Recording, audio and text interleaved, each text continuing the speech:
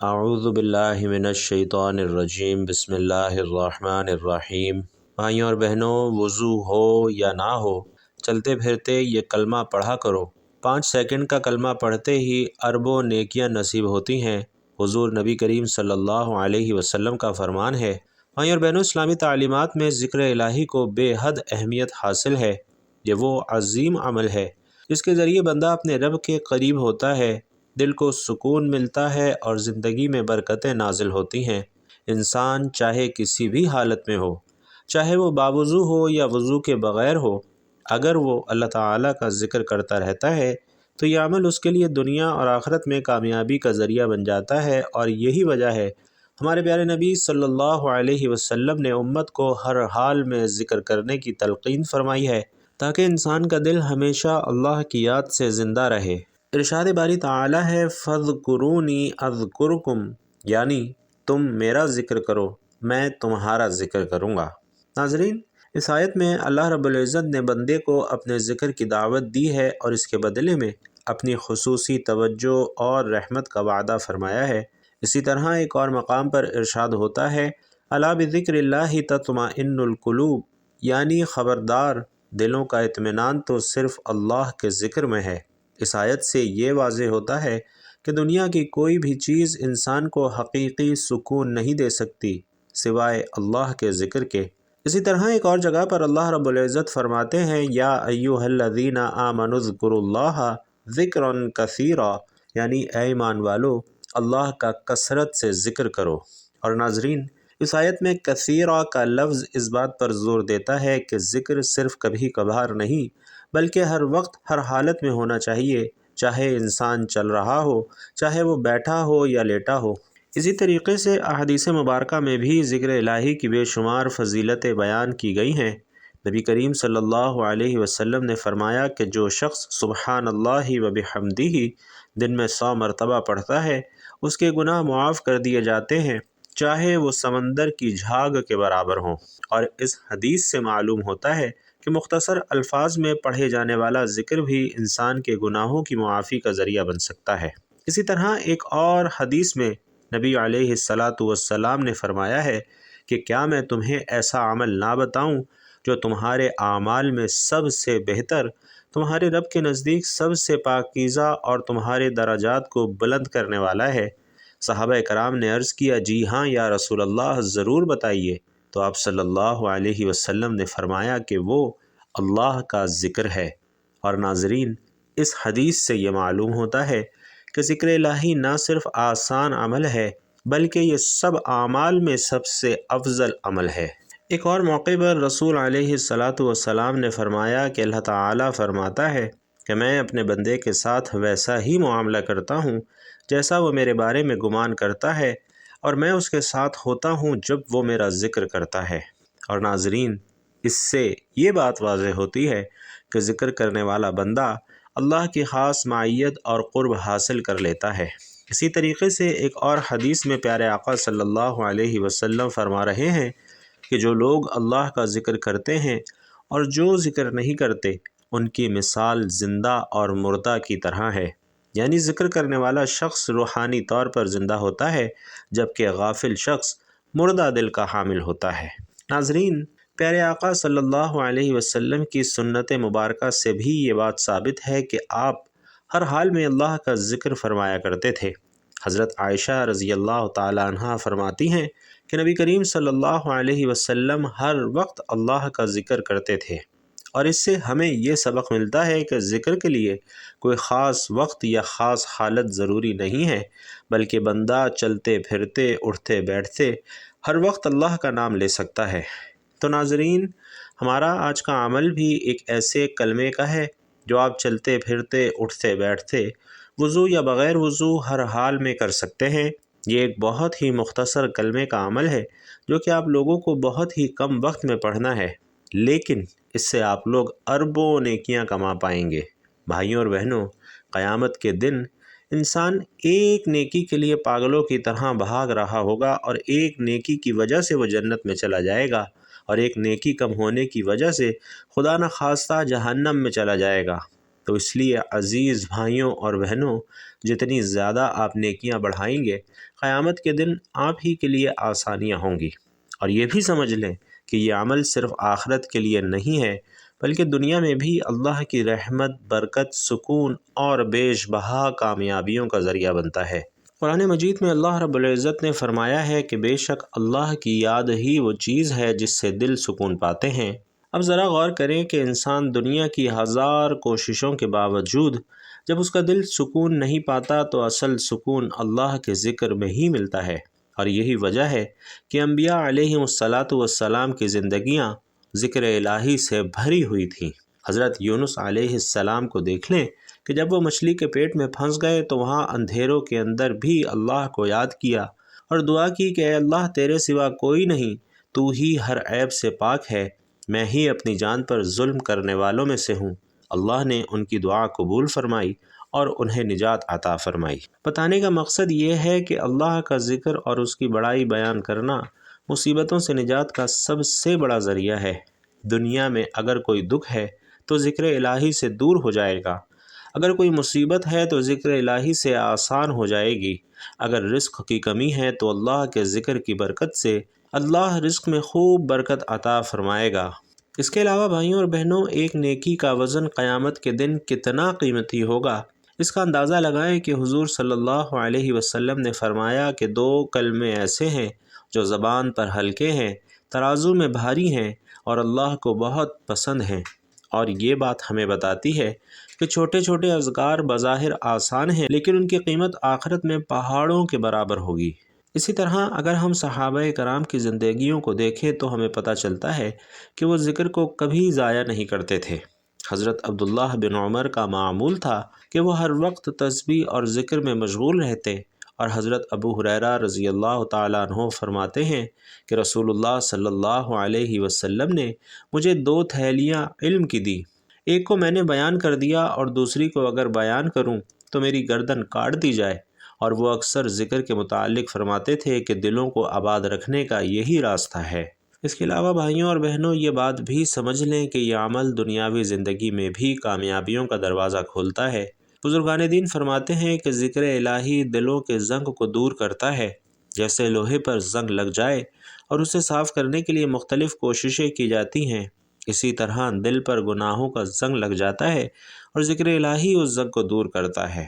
حضور علیہ السلام نے فرمایا، ہر چیز کی صفائی کرنے والی کوئی چیز ہوتی ہے اور دل کی صفائی ذکر اللہ ہے۔ تو بھائیوں اور بہنوں، یہ وہ حقیقت ہے کہ آج کا انسان دنیاوی کامیابیوں کے لیے دن رات محنت کرتا ہے، مگر اصل کامیابی کو بھول جاتا ہے۔ اصل کامیابی وہ ہے جو دنیا اور آخرت دونوں میں ساتھ دے، اور یہ مختصر عمل ایسا ہے جو انسان کو دنیا میں بھی سکون دیتا ہے اور آخرت میں بھی عظمت عطا کرتا ہے۔ جب کوئی بندہ چلتے پھرتے یا اپنے کام میں مصروف یہ ذکر کرتا ہے تو فرشتے اس کے اعمال نامے میں نیکیاں لکھتے جاتے ہیں۔ حدیث میں آتا ہے کہ جب کوئی بندہ اللہ کا ذکر کرتا ہے تو اللہ بھی اپنے فرشتوں کے سامنے اس بندے کا ذکر فرماتے ہیں۔ سوچئے تو صحیح کہ کیسی بڑی سعادت ہے کہ رب کائنات اپنے فرشتوں کے سامنے ایک بندے کو یاد کرے اور اس پر فخر کرے۔ تو بھائیوں اور بہنوں، یہ وہ ہے جو اللہ اپنے ذکر کرنے والوں کو عطا کرتا ہے۔ اور یہ بھی یاد رکھیں کہ قیامت کے دن انسان کو ایسے اعمال کی ضرورت ہوگی جن سے اس کا پلڑا بھاری ہو سکے۔ حضور علیہ السلام فرماتے ہیں کہ قیامت کے دن بندے کے اعمال تولے جائیں گے اور سب سے بھاری چیز اللہ کا ذکر ہوگا، اور یہ ذکر ایسا ہوگا کہ جس کی بدولت انسان جنت کے قریب اور جہنم سے دور ہو جائے گا۔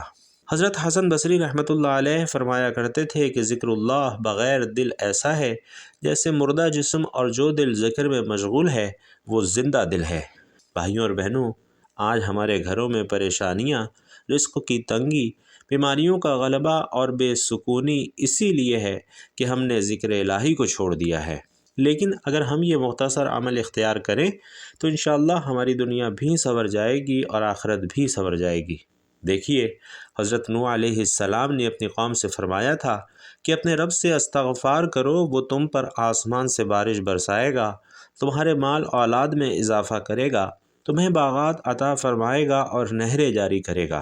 اس سے پتہ چلتا ہے کہ اللہ کا ذکر اور اس سے معافی مانگنا دنیاوی آسائشوں اور نعمتوں کا ذریعہ بھی ہے، اور یہ عمل صرف آخرت تک محدود نہیں بلکہ دنیا میں بھی سکون قلب، رزق کی فراوانی، مشکلات سے نجات اور عزت اور وقار کا باعث ہے۔ اور یہی حقیقت ہے کہ جو بندہ ہر وقت اللہ کی یاد میں رہے گا، اس کی زندگی میں نور آئے گا اور اس کی اولاد بھی صالح ہوگی۔ محترم ناظرین، انسان کی سب سے بڑی کمزوری یہ ہے کہ وہ اپنی مشکل کا حل صرف دنیاوی اسباب میں ڈھونڈتا ہے، حالانکہ سکون اور کامیابی ہمیشہ اللہ کے ذکر اور اس کے احکام پر عمل کرنے میں ہوتی ہے۔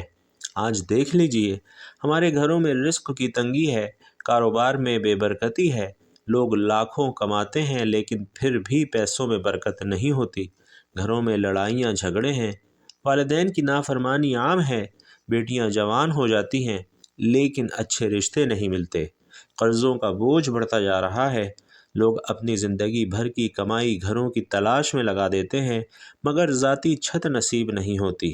بھائیوں اور بہنوں، ان تمام پریشانیوں کی جڑ یہ ہے کہ ہم نے اللہ کے ذکر کو بھلا دیا ہے اور اس کے احکامات سے غفلت اختیار کر لی ہے، جبکہ قرآن مجید میں اللہ رب العزت فرماتے ہیں کہ جو لوگ میری یاد سے منہ موڑتے ہیں ان کے لیے تنگ زندگی ہے اور قیامت کے دن ہم انہیں اندھا اٹھائیں گے۔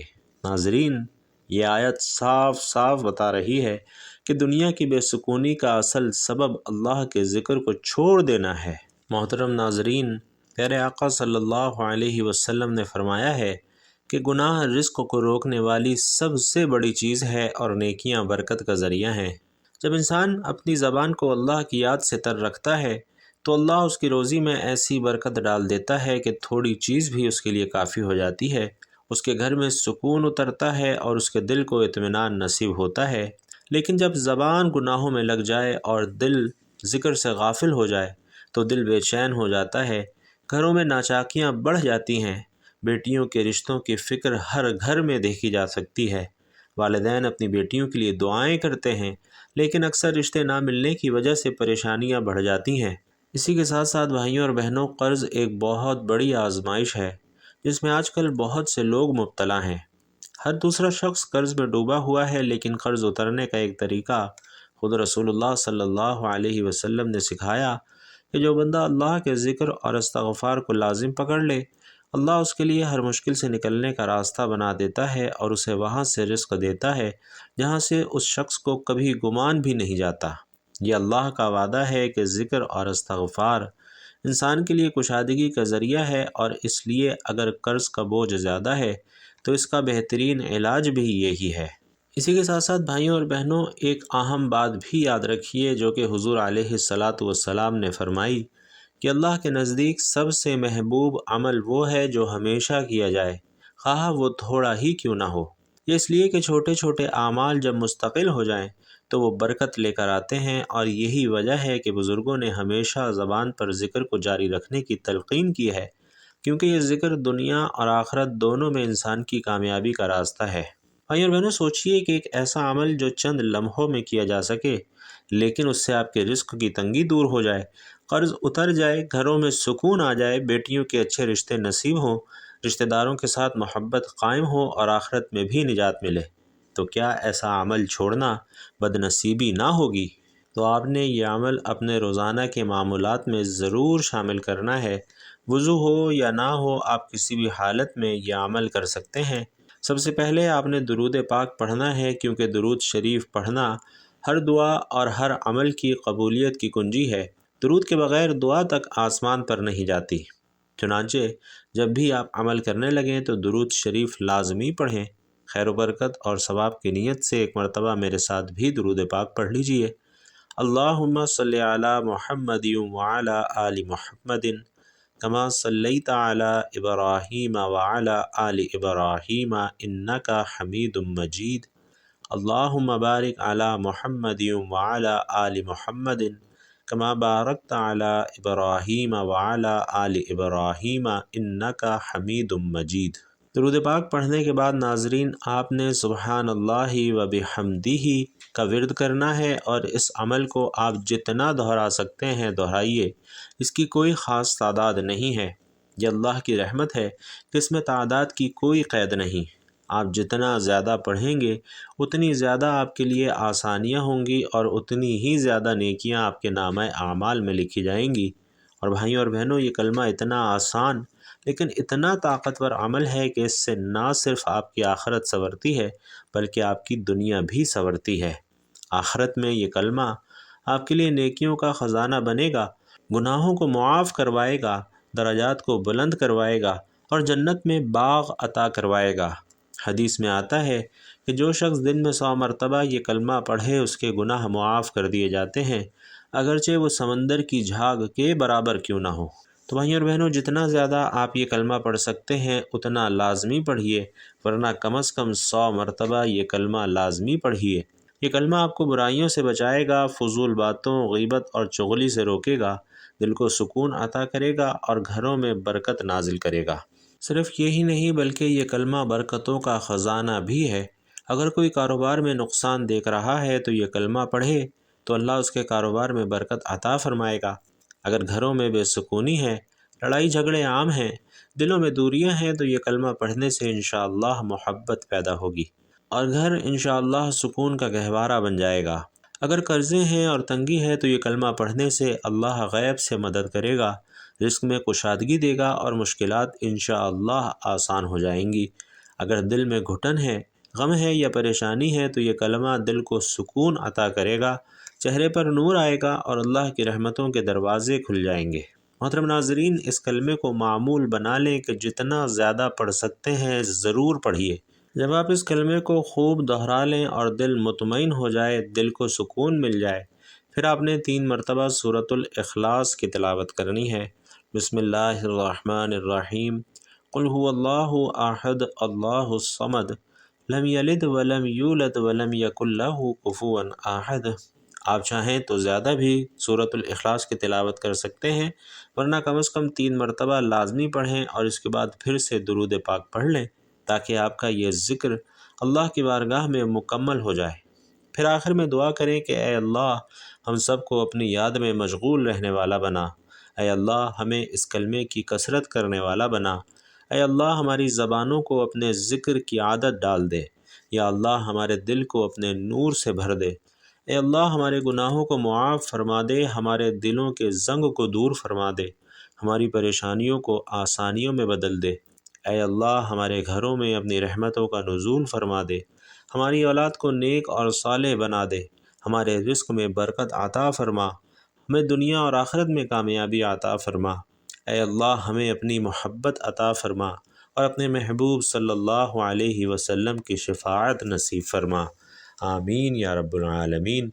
بھائیوں اور بہنوں، اگر آپ لوگ بھی اس خوبصورت دعا میں اپنی شرکت یقینی بنانا چاہتے ہیں تو کمنٹ باکس میں آمین ضرور لکھ دیجیے گا۔ اللہ تبارک و تعالی آپ سب کا حامی و ناصر ہو۔ آمین یا رب العالمین۔